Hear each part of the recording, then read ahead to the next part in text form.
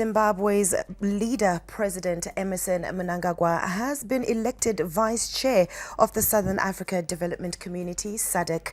He was elected today in Luanda, Angola, where he is attending the 43rd SADC Summit for Heads of State and Governments.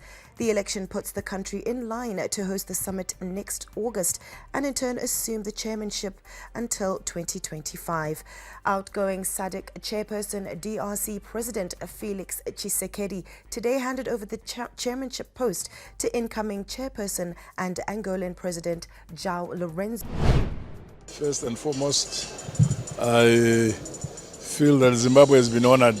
We've been elected the Vice Chair of SADC, and we are going to host the next summit in Zimbabwe. That's the most important event which has happened. Besides that,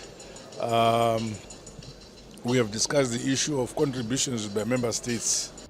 Election observer missions from the SADC and 6 regional liberation movement parties paid a courtesy visit on Zimbabwe's ruling party ZANU-PF today ahead of next week's national polls.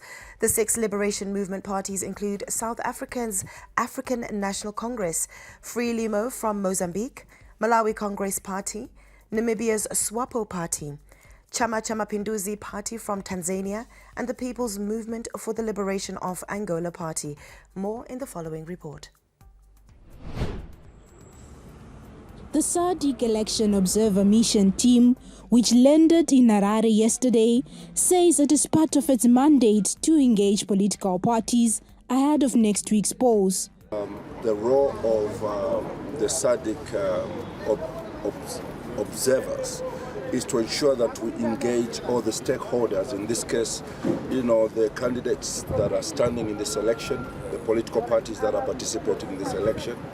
And we had the honor to meet the Secretary General of the ZANU-PF together with his team and our team. We had productive discussions, listening to the plans they have in this election. The party campaigns have been intense for more than 3 weeks now. But apart from the campaigns, there are also a lot of battles on the sidelines. The ruling ZANU-PF today addressed a news conference saying some of the tactics used by the opposition may not be good for the future of the country. Mugove Chikada gives us more in the following report. The overall message from ZANU-PF was that opposition parties must understand national interests. For that reason, the national spokesperson, Ambassador Chris Mchanga, said they must be responsible. They need to introspect and become Zimbabwe so that together we build goodwill towards each other so that we can work our democracy, work through consultation, through unfettered voting, and through genuine complaints which can be addressed through the state institutions of Zimbabwe. The ZANU-PF spokesperson said they are worried by attempts by political parties to put Zimbabwe Electoral Commission off rail. They are now much more interested in challenging the electoral process in Zimbabwe than in campaigning. We all know in Shona, Mumbai, Furiri market. If you were not organizing your people to vote for you for the past 5 years, don't expect miracles on voting. The opposition Triple C was today in Mbire in Mashonaland Central, where leader Nelson Chamisa was drumming support for his presidency and party ahead of the August 23 elections. The Triple C has so far managed to hold rallies in many provinces of the country. The opposition is also in the process of dragging the Zimbabwe Electoral Commission to court over ballot printing information.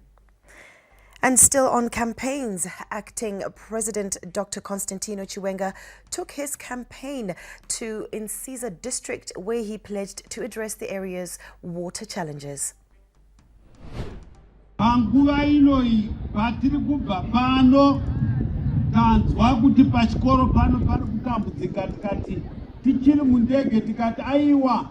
tinotanga pano patakagadza mambo pacherwe iyoyo migodi pachikoro pano, upe mvura pano yakakwana.